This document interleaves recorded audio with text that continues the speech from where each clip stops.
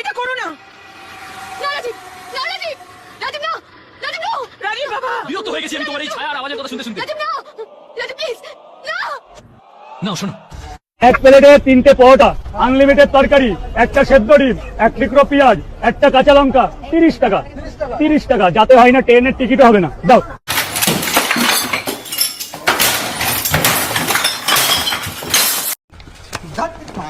তো মিষ্টি বন্ধুগণ, welcome to your first episode of ক্রিঞ্জের সাগর। দেখো, বাংলা ইউটিউব কমিউনিটিতে উন্নতি বলতে শুধুমাত্র কন্ট্রোভার্সি আসে, আর এই কন্ট্রোভার্সি ভাড় মে যায়।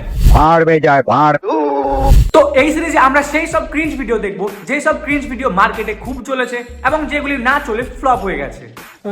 এবং সব শেষে ক্রিঞ্জ ভিডিও দেখার সাথে সাথে আমরা ক্রিঞ্জের সাগরে ছোট্ট করে ডুবো মারবো। তো একদা এক সময় বিশ্বের কোনায় কোনায় এক ট্রেন্ড ছিল যেখানে প্রত্যেক বাবা মা তার সারা জীবনের সেভিংস লাগিয়ে তার ছেলে মেয়েকে বড় করত, ভবিষ্যতে তাদেরকে প্রতিষ্ঠিত করবার জন্য, ভালো চাকরি করবার জন্য, ভালো ব্যবসা করবার জন্য বা ভালো স্টার্ট আপ করবার জন্য। কিন্তু এখন সময় পাল্টেছে, আর সময়ের সাথে সাথে এখনকার বাবা মাও পাল্টেছে। এখনকার বাবা মা সারাদিন ঘুমিয়ে রাত্রে উঠে পরের মাঠের গম চুরি করে আনে, যাতে সেই গম থেকে ময়দা বের করে সেই ময়দা দিয়ে পরোটা বানিয়ে মাঠে ঘাটে দোকানের পিছনে রাস্তার মাঝে স্টেশনে বসে শুয়ে ঘুমিয়ে দাঁড়িয়ে যেভাবে ইচ্ছা সেভাবে পরোটা বানাতে পারে। একটা সেদ্ধ ডিম, এক টুকরো পেঁয়াজ। তো এই মুহূর্তে আমরা এমন একটা জায়গাতে দাঁড়িয়ে আছি যেখানে রাজুদার পরোটা চারিদিকে ছড়িয়ে গেছে। রাজুদার পরোটা এমন একটা জায়গা দখল করে নিয়েছে যে জায়গায় প্রত্যেকটা মানুষ ডুবে গেছে এবং সেখান থেকে বেরোতে পারছে না। রাজুদার পরোটা এমন একটা পাওয়ার যেটা খেলে তুমি যে কোনো বিপদ থেকে মুক্তি পেয়ে যাবে। রনে বনে জনে জঙ্গলে যেখানেই বিপদে পড়ো না কেন, রাজুদার পরোটা তোমাকে হেল্প করিবে। Apple apple apple. দেখো, অমৃত পান করলে তুমি অমর হবে কিনা জানি না, বাট রাজুদার পরোটা খেলে অমর অবশ্যই হবে। মানে রাজুদার পাওয়াটা এমন একটা পাওয়ার, মৃত্যুর মুখ থেকে, জমের মুখ থেকে, মানে মौत को छूकर टक से वापस आ सकते हो आप। असंभव, असंभव, बेचौद असंभव। আমি যমরাজ। তো বাচ্চা বলো, কেন তুমি যেতে চাও না? কেন তুমি বাঁচতে চাও? কারণ যমরাজ স্যার, আমার 3টে পা, একটা মাথা। 3টে পা? দুটো বড় পা আর একটা ছোট পা। আচ্ছা, নয়টি। স্যার কারণটা বলি? হ্যাঁ হ্যাঁ বলো। স্যার আমি বাঁচতে চাই, মরতে চাই না। তার কারণ হলো আমার 3টে পা, একটা মাথা, একটা নাক, আনলিমিটেড চর্বি। এই তুমি রাজুদার দোকানে পরোটা খাও? এক প্লেটে 3টে পরোটা, একটা সেদ্ধ ডিম, আনলিমিটেড তরকারি। আরে আমিও তো খাই। তাহলে ভাই ভাই বাই বাই।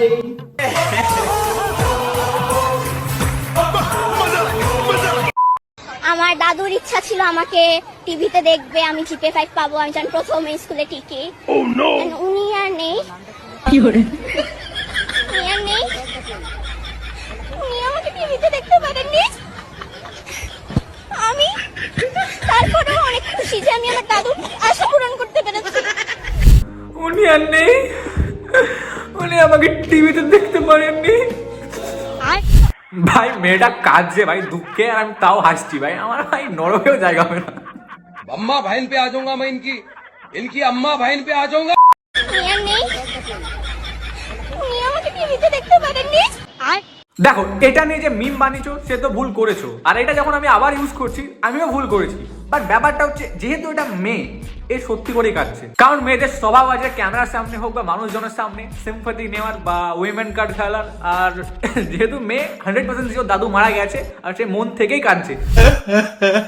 বাট এটা যদি কোনো ছেলে হতো তাহলে কি হতো? মানে কোনো ছেলে যদি মিডিয়ার সামনে গিয়ে বা ক্যামেরার সামনে গিয়ে দাদু মারা গেছে বলে সিম্পাথি গেইন করতো বা কান্নাকাটি করতো, তাহলে ভাই আমি 100% শিওর ছিলাম যে ভাই ভিলকি চলছে, ভাই ভিলকি চলছে। কেন?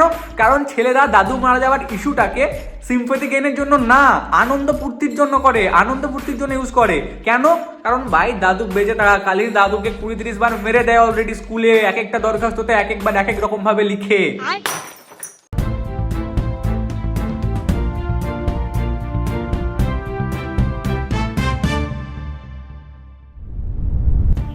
আমার দাদুর অনেক ইচ্ছা ছিল যে আমাকে টিভিতে দেখবে, মানে আমি যখন প্রথম স্কুলে আসি, স্কুলে ভর্তি হই, কিন্তু উনি আর নেই। আমি পারলাম না তাকে খুশি করতে, টিভিতে আসতে, কিন্তু তাও আমি অনেক খুশি যে আমি টিভিতে আসতে পেরেছি। দাদু, চুপ কর বাবা, চুপ কর, কান্না করে কোনো লাভ নেই। ইন্টারভিউ শেষ কর, দিয়ে বাড়ি চলে যা। আমি চললাম, কেমন? আচ্ছা স্যার, চলুন। আরে তুই যাচ্ছিস কোথায়? তারপরে বল তোর দাদুর ইচ্ছে, স্বপ্ন। ঝাটের দাদুর ইচ্ছে। আরে আমার দাদু বাড়িতে বিন্দাস বসছে। ব্যাপারটা হচ্ছে কাল পরশু গার্লফ্রেন্ডকে নিয়ে একটু পার্কে গেছিলাম, তো স্কুল আসিনি, স্যার পিছনে দাঁড়িয়ে আছে। এবার ওর সামনে যদি বলি দাদু বেঁচে আছে, তাহলে আমার ওই জন্য একটু আর কি বানি বললাম। আজব নাতি রে ভাই তুই। আরে ওসব একটু চলে। এই যে এই ইন্টারভিউটা টিভিতে যাবে, তোর দাদু দেখবে, তোকে আস্ত রাখবে? আমার দাদু? আরে আমি আমার দাদুর সামনে মালের সাথে চ্যাট করি, গেঁ টানি গেঁ, মদ বিড়ি সবকিছুই চলে। ব্যাপারটা হচ্ছে আমরা খুব ফ্রি। তোর দাদু এত ভালো? ব্যাপারটা হচ্ছে দাদু আমার 3 বছর থেকে একই জায়গাতে বসছে। হুইল চেয়ার চেনো? হুইল চেয়ার, ওখানে। আসলে আমার দাদু প্যারালাইসিস। अम्मा बहन पे आ जाऊंगा मैं, इनकी अम्मा बहन पे आ जाऊंगा। আর তার থেকেও বড় কথা হচ্ছে কোন ছেলে ভাই মিডিয়ার সামনে সিম্পেথি গেইন করার জন্য যাই না, সে ছোট্ট ছেলে হোক বা বিষাক্ত ছেলে, যে মিডিয়ার সামনে সিম্পেথি গেইন করছে তার মানে ভাই ভাববে ভাই ভিলকি চলছে, গ্যারান্টি ভিলকি চলছে। কারণ মিডিয়া বা ক্যামেরার সামনে গেলে ছেলেদের উদ্দেশ্য এটা থাকে না যে আমি সিম্পেথি গেইন করব, উদ্দেশ্য একটাই থাকে ভাই ক্যামেরার ওই পারে যে আছে, মানে যে রিপোর্টার আছে, তার কেরিয়ার আর তার টিআরপি দুটোই হাই লেভেলে পৌঁছে দেবো। কেন? কারণ বকচোদি অন টপ, জিন্দগি যায় वार में, बट पूरी बाबे दिया मेरा जट डोंट केयर।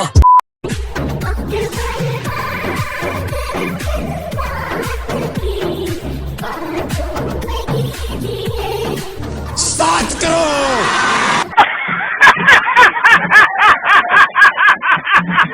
भाड़ में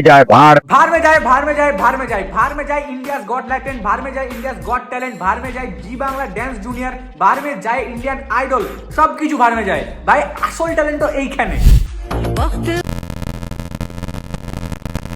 ভাই কে তামান্না ভাটিয়া আসল মিউজিক ভিডিও যদি এ পারফর্ম করতো না, স্ত্রী 2 আজকে 90,000 কোটি।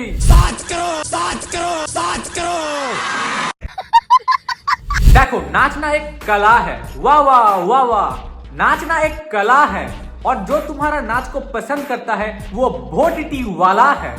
गाली देनी डब्बू विच घोड़ा रखदा नी तो यार तेरा घोड़े वर्गा। দেখো দিদি ভাই, তুমি নাচটো না কোথাচ্ছ সেটা আমি দেখতে যাবো না, বাট নাচটাকে একটু সুন্দর করার জন্য কয়েকজন দুষ্টু গরুর সাথে প্র্যাকটিস করে নাও না। সরি, দুষ্টু গরু বললাম কি, কয়েকজন বড় ব্যক্তিত্বের সাথে প্র্যাকটিস করে নাও না। একজন দুষ্টু গরু যারা হাম্বা হাম্বা রাম্বা রাম্বা কাম্বা কাম্বা দুম্বা দুম্বা বুম্বা বুম্বা হাম্বা হাম্বা দুষ্টু গরু হাম্বা হাম্বা রাম্বা রাম্বা কাম্বা কাম্বা দুম্বা দুম্বা বুম্বা বুম্বা হাম্বা হাম্বা করে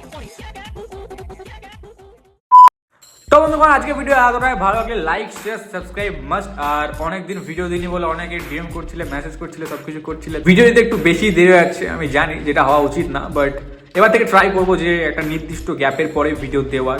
বাট যেটাই দিই না কেন সেটা সলিড দেবো। আমার ইনস্টাগ্রাম হ্যান্ডেল honest_আনন্দিক, এটাও একটা ভালো একটা মানে প্রোফাইল, যেখানে তোমরা ফলো করলে অনেক কিছু দেখতে হবে পার্সোনাল লাইফে কিছুই দেখায় না গাইজ, জাস্ট কিডিং। যাই পোস্ট করি না কেন, যেগুলো আমরা ফেসবুক আর ইউটিউবে পোস্ট করি না সেগুলো ইনস্টাগ্রামে পোস্ট করে থাকি, তো যাও ইনস্টাগ্রামে ফলো করো। আর ইউটিউব আর ফেসবুক এরকম মজার ভিডিও দেখার জন্য অবশ্যই এখনই জয়েন হয়ে যাও আমার সাথে, ইওর অনিশের সাথে। তো বাই।